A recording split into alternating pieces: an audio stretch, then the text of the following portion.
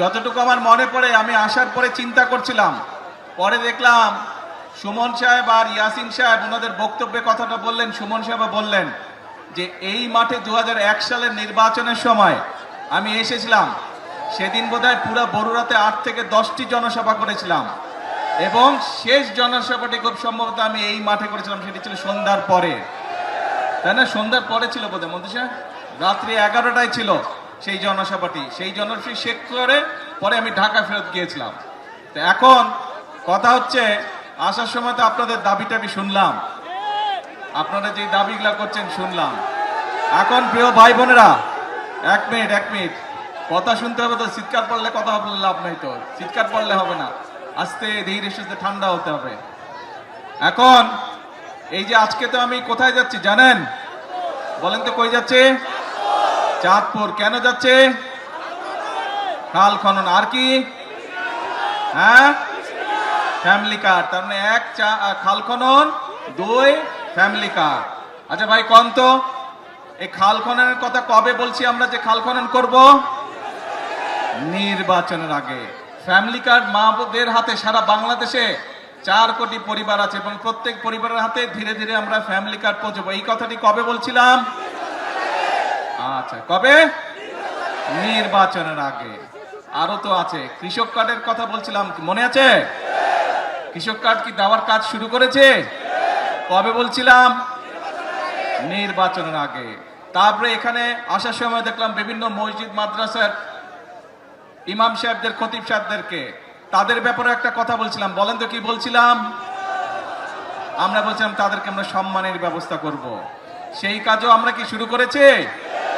সেই কাজও আমরা শুরু করেছি। বাংলাদেশে প্রায় 7,000 মসজিদ বলেন, মাদ্রাসা বলেন বা বিভিন্ন অন্য ধর্মের যেগুলো প্রতিষ্ঠান আছে, সেখানে যারা ধর্মীয় গুরু আছেন তাদেরকে আমরা রাষ্ট্রের পক্ষ থেকে সম্মানের ব্যবস্থা করেছি। তার মানে দাঁড়ালো কি, যেই কয়টা বললাম, আমরা দেশের মানুষকে বলেছিলাম খাল খনন করব, আপনারাই বললেন কাজ শুরু করেছি। দেশের মানুষকে আমরা বলেছিলাম আমরা মা বোনদের হাতে ফ্যামিলি কার্ড পৌঁছে দেব, সেটাও তো শুরু হয়েছে নাকি? আচ্ছা, দেশের মানুষকে আমরা বলেছিলাম আমরা কৃষক ভাইদের হাতে কৃষক কার্ড দিব, সেই কাজ শুরু হয়েছে? এখনো পুরোপুরি শুরু হয়নি, অল্প করে শুরু করতে হয় প্রথমে, কিন্তু শুরু তো হয়েছে নাকি? আচ্ছা, তারপরে দেশের মানুষকে বলেছিলাম যে ইমাম সাহেব সহ যারা আছে তাদেরকে আমরা সম্মানের ব্যবস্থা করবো, শুরু হয়েছে? দেখেন আপনারাই করলেন, সবগুলো হয়েছে। এরকম আরো কিছু কথা বলছিলাম। তার মানেটা দাঁড়ালো কে? তার মানেটা দাঁড়ালো বিএনপি জনগণের কাছে যেই ওয়াদা দেয়, বিএনপি সরকার পরিচালনার দায়িত্বে থাকলে সেই ওয়াদা বিএনপি পূরণ করে। আমি এখানে সেই 2001 সালের নির্বাচনে আমি বরুড়াবাসীর সামনে দাঁড়িয়ে বলেছিলাম যে বরুড়া আর আমার জেলা বগুড়া দুটো উচ্চারণ অনেক কাছাকাছি। আমি যেরকম আমার এলাকার উন্নয়ন দেখব, ইনশাল্লাহ আমি বরুড়ার বিষয়ে সহযোগিতা করব। কথা রেখেছিলাম আমরা সেই সময়। আপনাদের এখানে প্রচুর সেই সময় রাস্তাঘাট, স্কুল, কলেজ, ব্রিজ, কালভার্ট তৈরি হয়েছিল, কিন্তু এলাকার মানুষের যোগাযোগের জন্য, সুবিধার জন্য। এখন প্রিয় ভাই বোনেরা, যেই কথাটি বলছিলাম, অর্থাৎ বিএনপি দেশের জনগণকে যেই কথা দেয়, বিএনপি চেষ্টা করে মানুষের সামনে সেই ওয়াদাটি রক্ষা করার জন্য। আমরা গত 16-17 বছর ধরে এই মুরব্বী নীল শার্ট, ঝগড়া করে শুধু মানুষটা, হ্যাঁ এই তো বসে, এখন ঠিক আছে, হ্যাঁ এই তো বসে গেছে। তা এখন মূল কথা হচ্ছে যে এই যে আমরা দেখেন গত 16-17 বছর আপনাদের ভোট দেওয়ার অধিকার ছিল দেশের মানুষের, ভোট মানুষ দিতে পারে নাই। কেউ যদি সরকারের বিরুদ্ধে কথা বলতো কি করত? গুম হয়ে যেত, মামলা হইতো, এসে ধরে লয়ে যেত, হইতো না? দেশের মানুষ 2024 সালে ছাত্র জনতার অভ্যুত্থানে যারা এইসব করতো তাদেরকে এই দেশ থেকে বিতাড়িত করেছে। এখন আমাদের কাজটা কি? আমাদের মূল কাজ হচ্ছে আমরা আন্দোলন করেছি, সংগ্রাম করেছি, বাংলাদেশের মানুষ আন্দোলন করেছে, সংগ্রাম করেছে, বহু মানুষ শহীদ হয়েছে, বুকে তাজা রক্ত ঢেলে দিয়েছে দেশের মানুষের গণতন্ত্র প্রতিষ্ঠিত করার জন্য। আজ আলহামদুলিল্লাহ, আল্লাহর রহমতে দেশে গণতন্ত্র প্রতিষ্ঠিত হয়েছে। আপনারা আপনাদের জনপ্রতিনিধি, অর্থাৎ যারা এলাকার উন্নয়ন দেখভাল করবে, এলাকার রাস্তাঘাট হলো কিনা দেখভাল করবে, এলাকার মানুষ চিকিৎসা পেল কিনা দেখভাল করবে, এলাকার সন্তানরা শিক্ষা ব্যবস্থা ঠিকভাবে পাচ্ছে কিনা, স্কুল কলেজ হচ্ছে কিনা দেখভাল করবে, ব্রিজ কালভার্ট তৈরি করবে, মসজিদ মাদ্রাসার সংস্কার করবে। সেই সকল ব্যক্তিকে আপনারা নির্বাচিত করে সংসদে পাঠিয়েছেন, যারা এলাকার মানুষের কথা বলবে এবং এলাকার জন্য কাজ করবে। প্রিয় ভাই বোনেরা, এখন আমাদের সময় হচ্ছে দেশকে পুনর্গঠন করা। আমরা 1971 সালে যুদ্ধ করে এই দেশ স্বাধীন করেছিলাম। ঠিক একই সময় পৃথিবীর অনেকগুলো দেশ, আমাদের এই এশিয়া মহাদেশে অনেকগুলো দেশ সেই সময়ও স্বাধীন হয়েছিল, তার একটু আগে পিছে দিয়ে, কিন্তু সেই দেশগুলো আমাদের থেকে অনেক এগিয়ে গিয়েছে। আমরা এক বিরাট স্বৈরাচারের কবলে পড়েছিল এই দেশ, এই দেশের মানুষ। সেই স্বৈরাচার থেকে, কবল থেকে এই দেশকে, দেশের মানুষ মুক্ত করেছে যেভাবে, ঠিক 1971 সালে হানাদার বাহিনীর হাত থেকে বাংলাদেশের মানুষ স্বাধীনতাকে ছিনিয়ে নিয়ে এসেছিল। প্রিয় ভাই বোনেরা, দেশ শুধু স্বাধীন করলে হবে না, দেশ যদি স্বাধীন করে, দেশকে যদি স্বৈরাচার মুক্ত করে, পরবর্তী কাজ হচ্ছে দেশকে পুনর্গঠন করা, দেশকে সামনের দিকে নিয়ে যাওয়া, দেশের মানুষের জন্য ব্যবসা বাণিজ্য চাকরি বাকরি এগুলি নিশ্চয়তা বিধান করা, দেশের মা বোনরা যাতে স্বাবলম্বী হতে পারে, সেটি শিক্ষায় হোক অথবা অর্থনৈতিক হোক, সেই ব্যবস্থা গ্রহণ করা, দেশের কৃষক ভাইরা যাতে স্বাবলম্বী হতে পারে সেজন্য সেই কারণে কাজ করতে হবে। দেশে যাতে মিল কলকারখানা তৈরি হতে পারে, দেশে যাতে বেকার সমস্যার সমাধান হতে পারে সেই জন্য কাজ করতে হবে। দেশে যাতে আইন শৃঙ্খলা সঠিক থাকে, মানুষ যাতে, নারী হোক পুরুষ হোক, দিনে যে কোনো সময় যাতে নিরাপদে রাস্তা দিয়ে চলাচল করতে পারে, যারা ব্যবসা বাণিজ্য করে তারা যাতে নিরাপদে ব্যবসা বাণিজ্য করতে পারে, এই ব্যাপারগুলোকে নিশ্চিত করতে হবে।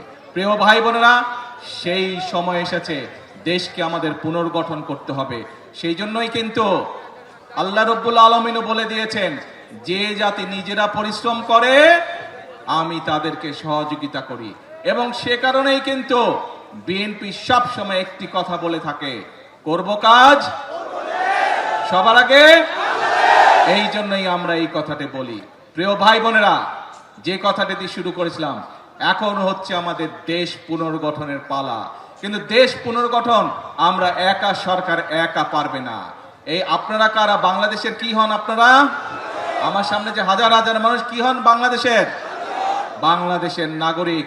এই দেশটা কাদের? অর্থাৎ বাংলাদেশের মানুষের, জনগণ হচ্ছে এই দেশের মালিক। প্রিয় ভাই বোনেরা, সেজন্যই মালিক যখন নিজে দায়িত্ব নিয়ে তার দেশের দেখভাল করে, তখনই দেশ সামনের দিকে এগিয়ে যায়।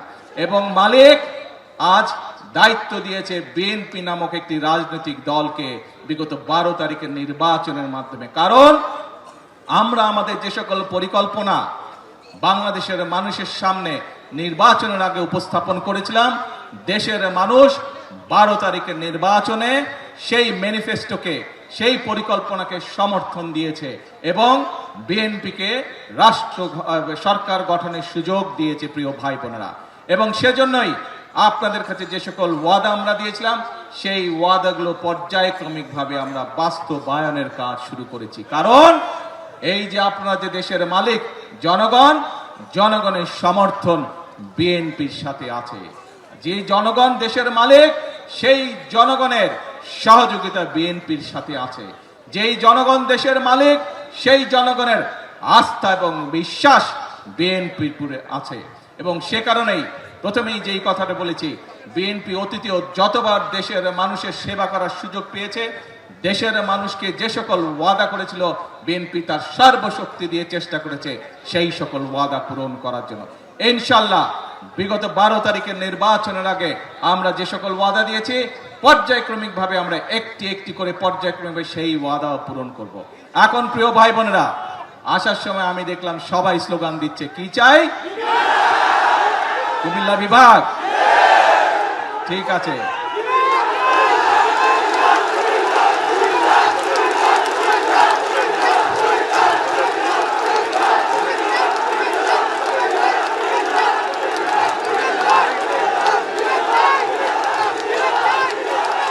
কথা শুনতে হবে তো, কথা না শুনলে কেমন করে হবে? কথা কি বলি শুনতে হবে তো মনোযোগ দিয়ে। এই দাবিটি যদি এই দাবিটি যদি, চিল্লালে লাভ হবে না ভাই, ঠান্ডা মাথায় কথা শুনতে হবে।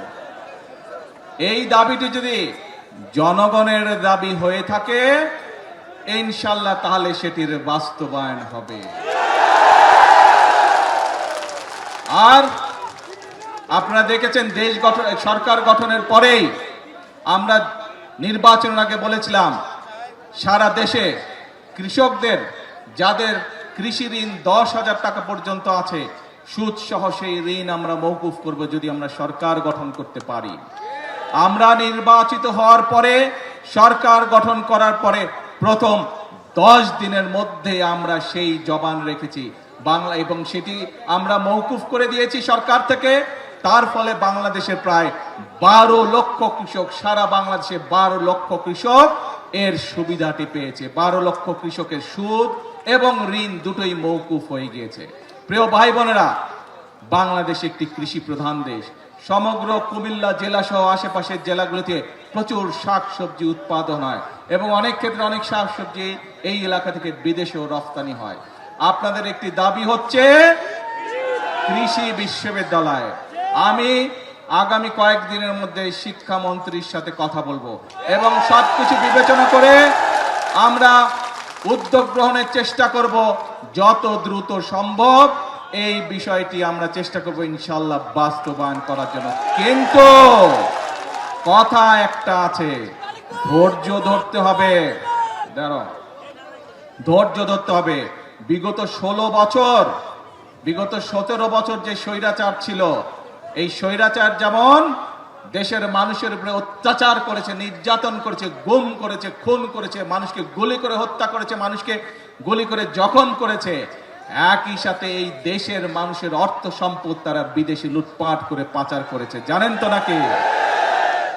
কাজেই দেশের মানুষের অর্থ সম্পদ লুটপাট করে পাচার করে দিচ্ছে। সেই জন্য এই মুহূর্তে দেশের অর্থনৈতিক অবস্থা চাপের মুখে আছে। সেজন্যই আমাদেরকে কষ্ট করতে হবে, আমাদেরকে পরিশ্রম করতে হবে এবং সেজন্যই আমাদেরকে ধৈর্য ধরতে হবে। আমরা ইনশাআল্লাহ জনগণের যে সকল দাবি, জনগণের যে সকল চাওয়া পর্যায়ক্রমিকভাবে ইনশাআল্লাহ আমরা বাস্তবায়ন করব এক এক করে। প্রিয় ভাই বোনেরা, তাহলে দাঁড়ালো কে? কি দাঁড়ালো? কথা একটাই, আপনাদের শক্তি, জনগণের শক্তি হচ্ছে আসল শক্তি। ভাই আমি তো বাংলায় বলছি, আমি তো ফার্সি ভাষায় বলি নাই, চাইনিজ ভাষায় বলিনি, বাংলা ভাষাই তো বলছি বিভাগের ব্যাপারে। তো ভাই চিৎকার করছো কেন? এখন তাহলে দাঁড়ালো কে? আমরা বলি জনগণই হচ্ছে বিএনপির সকল রাজনৈতিক ক্ষমতা উৎস। শুনেছেন কথাটা আপনারা? সেজন্যই আপনাদের সমর্থন যদি বিএনপির পাশে থাকে, আপনারা যদি আমাদের পাশে থাকেন, আপনারা যদি সুমনের পাশে থাকেন, আপনারা যদি ইয়াসিন এর পাশে থাকেন, আপনারা যদি বাংলাদেশ জাতীয়তাবাদী দলের পাশে থাকেন, ইনশাআল্লাহ আমরা দেশকে সামনের দিকে এগিয়ে নিয়ে যাব। আছেন তো সাথে? ইনশাআল্লাহ। তাহলে আসেন একটা কথা দিয়ে বক্তব্য শেষ করি। করব কাজ, জোরে করব কাজ, সবার আগে, সবার আগে বাংলাদেশ। আল্লাহ হাফেজ। বাংলাদেশ জিন্দাবাদ।